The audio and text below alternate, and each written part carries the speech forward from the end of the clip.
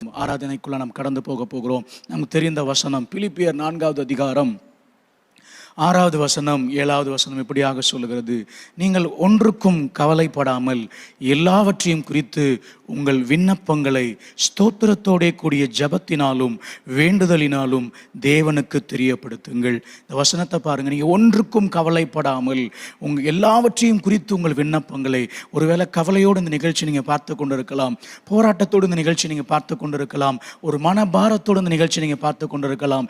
எப்படிப்பட்ட சூழ்நிலையோடு இந்த நிகழ்ச்சி நீங்கள் பார்த்து கொண்டிருந்தாலும் சரி, நீங்கள் ஒன்றுக்கும் கவலைப்படாமல், கவலையை குறித்து, உங்கள் போராட்டத்தை குறித்து நீங்கள் கவலைப்பட்டு புலம்புவதை பார்க்கிலும் மேலான ஒரு காரியத்தை இங்கே எழுதி வைத்திருக்கிறார்கள்.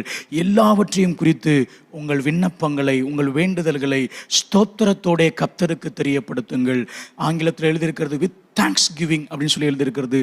அதாவது நன்றியோட கர்த்தருக்கு தெரியப்படுத்துங்கள். 7வது வசனம் இப்படியாக சொல்லுகிறது, அப்பொழுது எல்லா புத்திக்கும் மேலான தேவ சமாதானம் உங்கள் இருதயங்களையும் உங்கள் சிந்தைகளையும் கிறிஸ்து இயேசுவுக்குள்ளாக காத்துக்கொள்ளும்.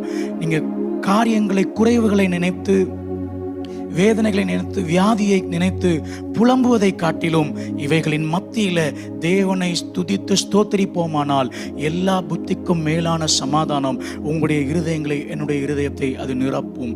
இந்த வேளையிலும் கூட எப்படிப்பட்ட சூழ்நிலையோடு இந்த நிகழ்ச்சி நீங்க பார்த்து கொண்டிருந்தாலும் சரி, இன்றைக்கு ஒரு முடிவெடுத்து தேவனை ஆராதிக்க ஆரம்பிங்க, ஸ்தோத்திரம் பண்ண ஆரம்பிங்க.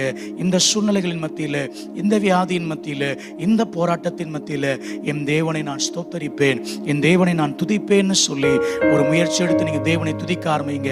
இன்றைக்கு ஒரு பெரிய மாற்றத்தை உங்க வாழ்க்கையில பார்க்க போகிறீங்க. இந்த வசனம் எழுதியிருக்கிறபடி எல்லா புத்திக்கும் மேலான சமாதானம் இந்த ஆராதனை வேளையில உங்கள் இருதயங்களை, உங்க வீடுகளை, உங்கள் குடும்பத்தை இந்த நாளில் நிரப்பும் என்பதில் எந்த ஒரு மாற்றமும் இல்லை, எந்த ஒரு சந்தேகமும் இல்லை.